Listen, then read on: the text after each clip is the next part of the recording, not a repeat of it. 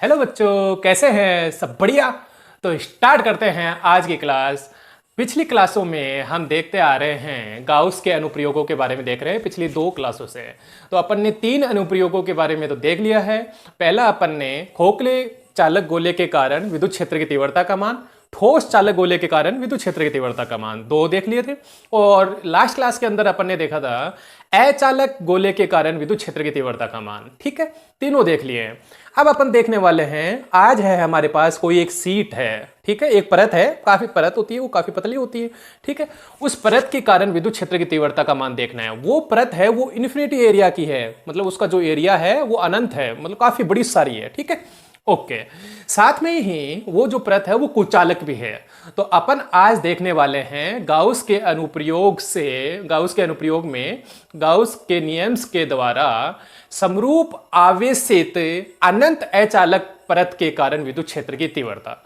तो स्टार्ट करते हैं आज की क्लास। तो सबसे पहले अपन क्या देखेंगे, इसके अंदर डायरेक्शन देखेंगे। जो हमारे पास परत है, मान लीजिए ये परत है, इस परत के कारण जैसे मैं इस परत को आवेश दूंगा तो यहाँ पे ये आवेश है वो एक समान रूप से फैल जाएगा इसके अंदर।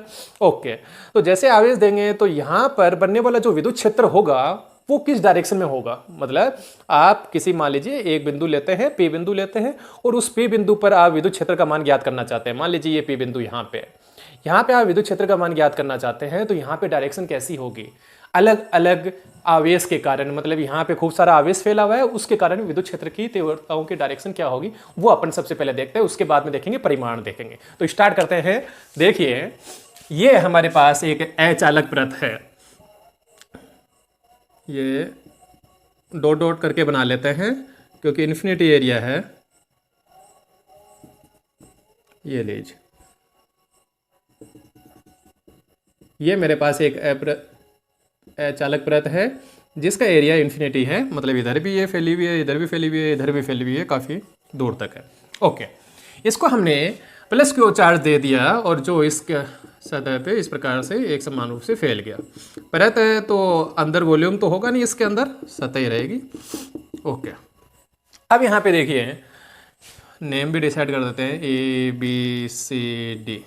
मान लीजिए इस परत के कारण इस प्रकार से रखी हुई है, ये परत यहाँ पे ऐसे रखी हुई है। इस परत के कारण इस परत से स्मॉल आर दूरी पर एक बिंदु P स्थित है, वहां पे आपको विद्युत क्षेत्र का मान ज्ञात करना है। तो मैं मान लेता हूं कि यहाँ पे कोई एक O बिंदु ले लेता हूं, इस O बिंदु से स्मॉल आर दूरी, और यहाँ पर बिंदु एक P स्थित है जहाँ पे विद्युत क्षेत्र की तीव्रता का मान ज्ञात करना है। तो हम क्या करते हैं, सबसे पहले यहाँ पे इलेक्ट्रिक फील्ड की डायरेक्शन देखते हैं कि डायरेक्शन किस ओर होगी। तो मैं क्या करता हूँ, सबसे पहले यहाँ पर डायरेक्शन देखने के लिए हम 2 अल्पांश लेते हैं। वो 2 अल्पांश कहाँ पे लेने हैं आपको, ये जो मूल बिंदु दे रखा है परत के ऊपर, जो मूल बिंदु दे रखा है उससे आप इस साइड में लीजिए और इस साइड में, ऊपर और नीचे दोनों साइड में ले लीजिए। तो दोनों साइड में ले लेते हैं। तो यहाँ पे मैं एक अल्पांश ले लेता हूँ, कहीं पे भी ले सकते हैं, बीच में भी ले सकते हैं, और इतनी दूरी पे यहाँ पे भी, इस साइड में भी सेम दूरी होनी चाहिए दोनों। ठीक है, सेम दूरी होनी चाहिए, और दोनों जो अल्पांश लिए हैं उनके जो एरिया हैं वो भी सेम ही होने चाहिए, एक समान क्षेत्रफल। तो मान लेता हूँ ये नीचे वाला A1 दे देता हूँ इसको नाम, और इसको A2 नाम दे देता हूँ, D भी लगा देता हूँ अल्पांश है तो DA1 DA2। ठीक है, अब इस DA1, केवल इस अल्पांश की बात कर रहा हूँ, इस परत के ऊपर जो यहाँ पे एक छोटा सा अल्पांश है जो आप यहाँ पे देख पा रहे हैं, इस छोटे से अल्पांश के कारण यहाँ पे जो बिंदु P पर विद्युत क्षेत्र की जो डायरेक्शन होगी वो कैसे होगी, ये जो बीच की दूरी होगी, ऐसे बीच की दूरी, इस बीच की दूरी के अनुदिशित होती है। तो इलेक्ट्रिक फील्ड की डायरेक्शन की बात करें या अपन विद्युत बल की डायरेक्शन की बात करते हैं, तो जो बीच की जो दूरी होती है जिस बिंदु पे आप ज्ञात करना चाहते हैं उसके अनुदिश होती है, उसके अनुदिश होती है। तो यहाँ पे कितने कैसे हो जाएगी, ये वाली डायरेक्शन ये हो जाएगी भैया ऐसे, और इस अल्पांश के कारण, इस अल्पांश के कारण ऐसे। ठीक है, तो DA1 के कारण मान लेता हूं जो इलेक्ट्रिक फील्ड यहाँ पे बन रहा है वो DE1, और इसके कारण जो बन रहा है वो DE2। ओके, अब क्या करना है आपको, आप देख सकते हैं इन दोनों अल्पांशों के कारण यहाँ इस बिंदु P पर डायरेक्शन है वो अलग अलग आ रही है, एक DA1 की वजह से तो ऊपर की ओर, और DA2 की ओर नीचे की ओर। ऐसे ही आप खूब सारे अल्पांश देखेंगे, यहाँ पे और अल्पांश लेंगे इसी लाइन पे, या इधर लेंगे, या लेफ्ट राइट लेंगे, तो सभी की वजह से जो इलेक्ट्रिक फील्ड की डायरेक्शन आएगी वो अलग अलग दिशाओं में आएगी। तो यहाँ पर बिंदु P पे बनने वाले जो विद्युत क्षेत्र होगा उसकी दिशा कैसे निकालेंगे आप, तो उसके लिए हम क्या करते हैं, यहाँ पर घटक लेते हैं। तो घटक लेने पर यहाँ पे मान लीजिए ये वाला कोण भी थीटा, तो ये भी थीटा ही होगा क्योंकि दोनों की जो दूरियां हैं वो समान ली हैं। तो समान ली है तो DE1 के घटक लीजिए, तो ए घटक तो इधर आ जाएगा और एक ऐसे लंबवत और इसका भी DE2 का एक इधर आ जाएगा, एक इधर आ जाएगा। ये वाले कोण, ये थीटा, तो ये वाले कोण भी थीटा। तो DE1 का घटक इस साइड में कितना आएगा, कोस वाला आएगा। जिस साइड में थीटा कोण बनता है उस साइड में कोस वाला आ जाता है, DE1 कोस थीटा। और इस साइड में कितना आ जाएगा, DE1 साइन थीटा। ठीक है।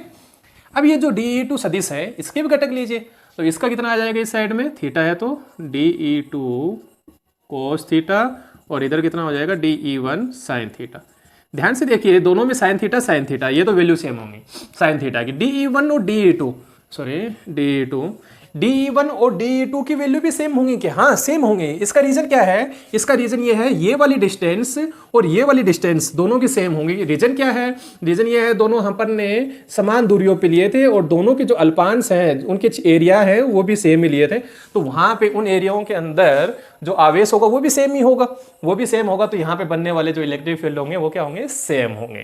तो ये वाले दोनों घटक हैं DE1 और DE2, ये कैंसिल हो जाते हैं एक दूसरे को, ये एक दूसरे को निरस्त कर देते हैं। और बचते कौन से हैं? केवल कोस वाले बचते हैं, DE1 और DE2। ये DE1 DE2 कोस थीटा वाले जो घटक हैं वो कैसे हैं, इस प्रकार से ऐसे। तो कहने का मतलब ये हुआ जो क्षैतिज घटक है वो केवल बचे हैं। तो कहने का मतलब ये हुआ कि ये जो परत है मेरे पास इस प्रकार से, ये जो परत है इसके समांतर इस प्रकार से ऐसे समांतर विद्युत क्षेत्र का मान कितना प्राप्त होता है, 0 प्राप्त होता है। केवल लंबवत प्राप्त होता है, केवल लंबवत इस प्रकार से ऐसे प्राप्त होता है। तो आप यहाँ पे प्रैक्टिकली देख भी सकते हैं, यदि मान लीजिए यहाँ पे क्यू नोड आवेश आप रख भी देते हैं यहाँ पे, तो उस पर जो लगने वाले बल की डायरेक्शन होगी वो कैसे होगी, ये वाली डायरेक्शन होगी। तो इसका मतलब ये हुआ कि इलेक्ट्रिक फील्ड जो रिजल्टेंट इलेक्ट्रिक फील्ड है वो कैसे बन रहा है, परिणामी विद्युत क्षेत्र कैसे बन रहा है, इस डायरेक्शन में बन रहा है। ठीक है, ओके। तो यहाँ पे अपन ने ये डायरेक्शन पता लगा ली कि हमारे पास कोई मान लीजिए एक सीट है, इन्फिनाइट सीट है। उस इन्फिनाइट सीट के वजह से जो बनने वाला इलेक्ट्रिक फील्ड होगा वो कैसे होगा, उस सीट के लंबवत बनेगा, ऐसे लंबवत बनेगा, समांतर कैंसिल हो जाएगा। ठीक है, ओके। अब इसके बाद में अपन बात करते हैं, परिमाण निकालते हैं। ये जो हमारे पास ये सीट है, इस O बिंदु से R दूरी पर जो P बिंदु स्थित है वहां पे विद्युत क्षेत्र कितना बन रहा है उसकी वैल्यू निकालते हैं। तो वो निकालने के लिए अपन क्या करते हैं, गाउसियन पृष्ठ काम में लेते हैं। तो वापस से डायग्राम बनाता हूं मैं। तो डायरेक्शन अपन देख चुके हैं कि एक इन्फिनिट सीट की वजह से जो इलेक्ट्रिक फील्ड बनेगा वो कैसे बनेगा। ठीक है, ओके। वापस से यहाँ पे मैं डायग्राम बना देता हूँ। ये इन्फिनिट सीट,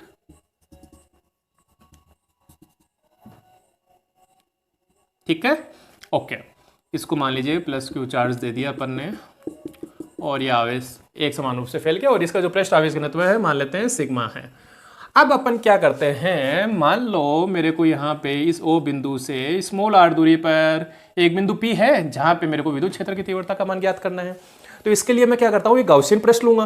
तो गाउसियन पृष्ठ कैसे लेंगे, अपन ने कुछ क्लास से पहले बात की थी कि गाउसियन पृष्ठ अपन दो प्रकार के काम में लेते हैं, एक तो बेलनाकार गाउसियन पृष्ठ और एक गोलाकार गाउसियन पृष्ठ। गोलाकार गाउसियन पृष्ठ तो बिंदु आवेश और गोले के लिए ली जाती है, ठीक है, और बेलनाकार किसके लिए जाती है, सब सीट की बात कर रहे हैं और वायर की बात कर रहे हैं, तब अपन बेलनाकार काम में लेते हैं। अब यहाँ पे देखिए, कई बच्चे ये सोच रहे होंगे सर यहाँ पे भी आप गोलाकार गाउसियन पृष्ठ काम में ले लीजिए। देखिए गोलाकार गाउसियन पृष्ठ ले तो लेंगे, कोई दिक्कत नहीं है। जैसे ही अपन ने गोलाकार गाउसियन पृष्ठ काम में ली और ये परत है तो इसको ढकेगा इस प्रकार से ऐसे गोला। अब यहाँ पे जो इलेक्ट्रिक फील्ड बनेगा, इस बिंदु पे इलेक्ट्रिक फील्ड बनेगा, वहां पे आप एरिया की डायरेक्शन लेंगे वो ऐसे मिलेगी, और इलेक्ट्रिक फील्ड की डायरेक्शन क्या मिलेगी आपको, वहां पे इलेक्ट्रिक फील्ड की डायरेक्शन ये मिलेगी। लेकिन जब आप इस बिंदु पे बात करेंगे तो इलेक्ट्रिक फील्ड की डायरेक्शन इसी प्रकार मिलेगी, और आपका थीटा है बार बार बदलता जाएगा, बार बार थीटा बदलेगा, और उसकी वजह से आपको हर जगह हर अल्पांश के लिए थीटा को कैलकुलेट करना पड़ेगा। इसीलिए हम क्या करते हैं, यहाँ पे बेलनाकार गाउसियन पृष्ठ काम में लेते हैं। तो मैं क्या करता हूँ, ये जो इन्फिनिटी सीट है काफी एरिया ज्यादा है, तो यहाँ से इसके गुजरता हुआ एक बीच में से बेलनाकार गाउसियन पृष्ठ ले लेता हूँ। कहाँ पे ले रहे हैं, कहाँ तक ले रहे हैं, जहाँ पे आपको ज्ञात करना है वहाँ तक ले रहे हैं। यहाँ पे वो बिंदु P स्थित है, तो यहाँ से लेकर यहाँ तक की इसकी दूरी कितनी हो गई, R हो गई, ठीक है। पीछे से ये गुजर रहा है तो इसको डॉट डॉट से दिखा दीजिए यहाँ पे, और ये इधर आ रहा है, ये लीजिए कर दिया प्रीबद्ध, ओके। तो इधर वाली दूरी भी कितनी हो जाएगी, R हो जाएगी। तो यह हमारे पास एक बेलनाकार गाउसियन पृष्ठ लिया जिसकी लंबाई कितनी है, 2R है, ये जो प्रत है उसके लंबवत 2r लंबाई का हम गाउसियन पृष्ठ लेते हैं और जिसका अनुप्रस्थ काट क्षेत्रफल है वो कितना है, s है। ओके, अब हम क्या करते हैं, यहां पर आप जब इस बिंदु P पर विद्युत क्षेत्र का मान ज्ञात करेंगे तो हमें यहाँ पे क्या करना पड़ेगा, इस गाउसियन पृष्ठ को 3 भागों में विभाजित करना पड़ेगा। 3 भाग कौन से होंगे, 2 तो ये वाले हो जाएंगे, ये S1 और ये वर्ताकार भाग, और एक ये S2, चलो S2 इसको दे देता हूँ, और ये S3, S1 S2 S3, ये 3 भागों में मैंने इसको अलग अलग 3 भागों में बांट लिया। 2 तो मेरे पास कौन से भाग हो गए, वर्ताकार भाग हो गए, और एक कौन सा हो गया, वक्राकार भाग हो गया, ये वाला वक्राकार, और ये 2 वर्ताकार भाग हो गए। अब अपन स्टार्ट करते हैं, अपन फॉर्मूला ड्राइव करते हैं। देखिए इस गाउसियन पृष्ठ से संबंधित फ्लक्स की वैल्यू कितनी होगी, वो हमारे पास फॉर्मूला होता है, विद्युत फ्लक्स का फॉर्मूला होता है फाई इज इक्वल टू समाकलन EdS, ये फॉर्मूला होता है, यही होता है। Okay, equation number first they दीजिए एक बार, और इसके बाद में गाउस का नियम लगाते हैं। तो गाउस के नियम से फाई इज इक्वल टू कितना होता है, summation Q upon epsilon not होता है, इक्वेशन नंबर 2। ठीक है, दोनों को आप इक्वल करके लिख दीजिए, दोनों को इक्वल करके लिखेंगे तो कितना आ जाएगा, phi EdS is equal to summation Q upon epsilon naught. ये लीजिए। अब क्या करना पड़ेगा आपको, यहाँ पे ये जो गाउसियन पृष्ठ दे रखी है इसको हम क्या कर रहे हैं, 3 भागों में विभाजित कर रहे हैं। तो 3 भागों में विभाजित करने पर हमारे पास ये जो समाकलन है, समाकलन आ रखा है, समाकलन EdS, इसको भी 3 भागों में हमको डिवाइड करना पड़ेगा, 3 भागों में तोड़ना पड़ेगा। तो 3 भागों में कौन सा हो जाएगा, एक तो ये फर्स्ट पृष्ठ के लिए हो जाएगा, सेकंड के लिए हो जाएगा, थर्ड के लिए हो जाएगा। ठीक है, तो ये लीजिए समाकलन S1 फर्स्ट वाले के लिए, S1 EdS1, इसको नाम दे देता हूँ DS1 कि इसका जो एरिया है, यहाँ पे मैं एक अल्पांश ले लेता हूँ, यहाँ पे एक अल्पांश ले लेता हूँ। इस अल्पांश की डायरेक्शन क्या होगी, इस साइड में है तो इस ओर, DS1 की ये डायरेक्शन। यहाँ पे जो इलेक्ट्रिक फील्ड होगा, देखिए ये हमारे पास इस प्रकार से प्रत है, इसके कारण विद्युत क्षेत्र बनेगा इस साइड में तो इस ओर, और इधर देखेंगे तो इधर। ठीक है, तो यहाँ पे E की डायरेक्शन क्या हो जाएगी, ये वाली E की डायरेक्शन हो जाएगी। इसी प्रकार से आप यहाँ पे इधर देखेंगे तो यहाँ पे E की डायरेक्शन ये प्राप्त होगी, और ये इधर DS3 की डायरेक्शन प्राप्त हो जाएगी। यहाँ पे कोई अल्पांश लेते हैं तो यहाँ पे E की डायरेक्शन तो यही रहेगी, लंबवती तो मिलेगी। ओके, और DS की डायरेक्शन ऊपर की ओर मिलेगी। थीटा कितना मिलेगा, यहाँ पे 90 मिलेगा, और इन दोनों जगह पे कितना मिलेगा, थीटा इज इक्वल टू 0 मिलेगा। तो मैं यहाँ पे क्या करता हूँ, इस गाउसियन पृष्ठ को मैंने 3 भागों के अंदर विभाजित कर लिया। तो गाउसियन पृष्ठ को 3 भागों में विभाजित करने पर हमारे पास फ्लक्स का जो फॉर्मूला है वो भी 3 भागों में विभाजित कर लीजिए। तो प्लस एक इसकी वजह से मिलेगा, इसकी वजह से फ्लक्स मिलेगा, तो EdS2 और तीसरा है S3 DS3, अरे sorry, summation Q upon epsilon naught. ठीक है, इक्वेशन नंबर 4। अब यहाँ पे S1 पृष्ठ, S2 पृष्ठ, S3 पृष्ठ, तीनों के लिए देखिए थीटा की वैल्यू कितनी कितनी है, और इनके ओपन कर दीजिए इनको, तो कितना हो जाएगा, समाकलन S1 EdS कोस थीटा, इसको भी करो open, S2 EdS2 cos theta.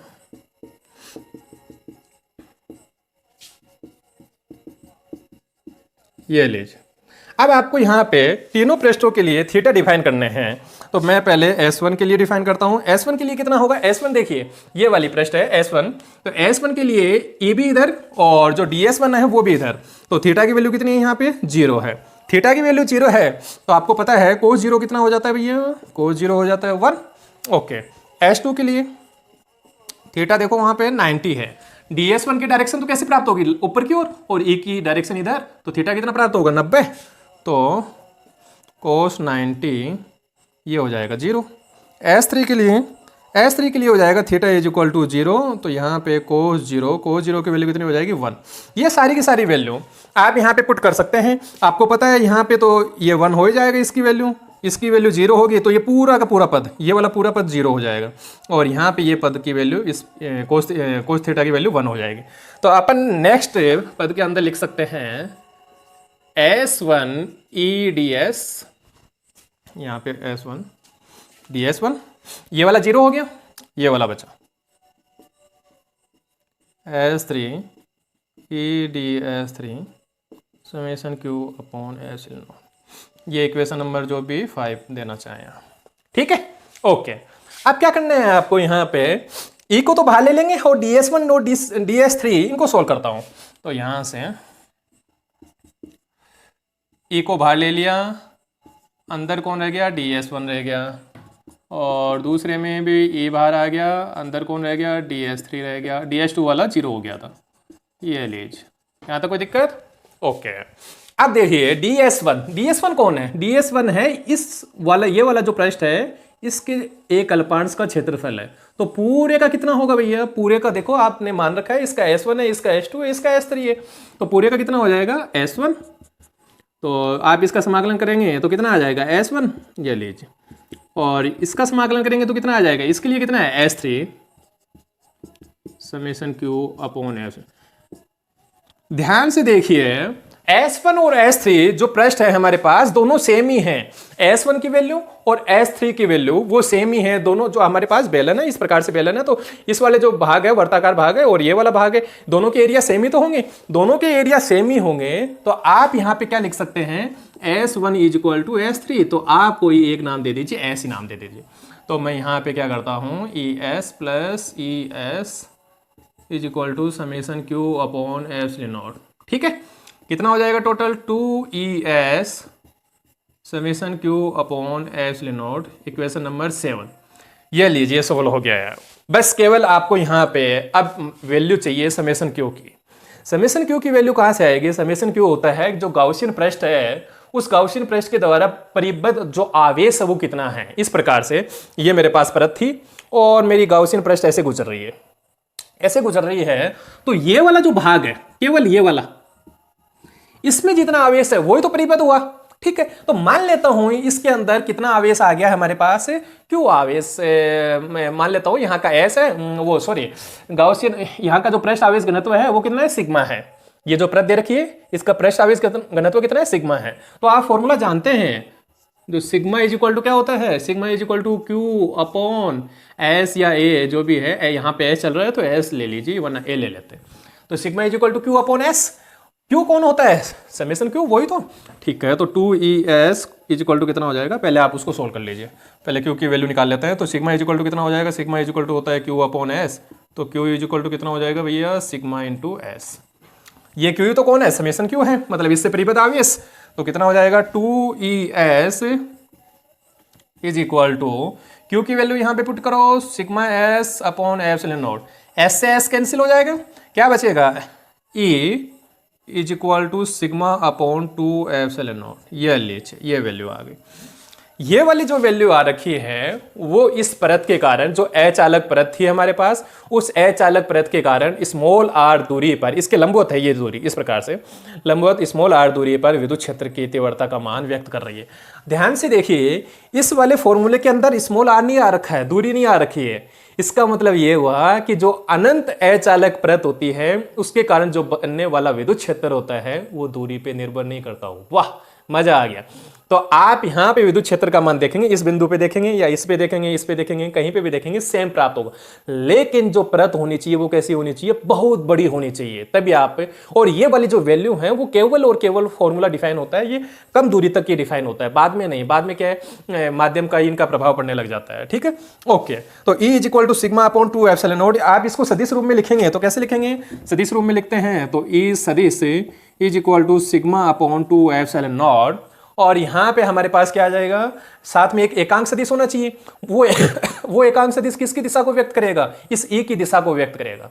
E की दिशा किस ओर है, ये जो हमारे पास परत है उसके लंबवत। तो मैं यहाँ पे लंबवत एक एकांक सदिश ले लेता हूँ, कोई भी, R नहीं ले सकते। R इसलिए नहीं ले सकते क्योंकि R पे तो डिपेंड ही नहीं कर रहा है। तो यहाँ पे मैं n कैप ले लेता हूँ कि एक n कैप एकांक सदिश है जो इस परत के तल के लंबवत है, इस प्रकार से ऐसे लंबवत है। ठीक है, ओके।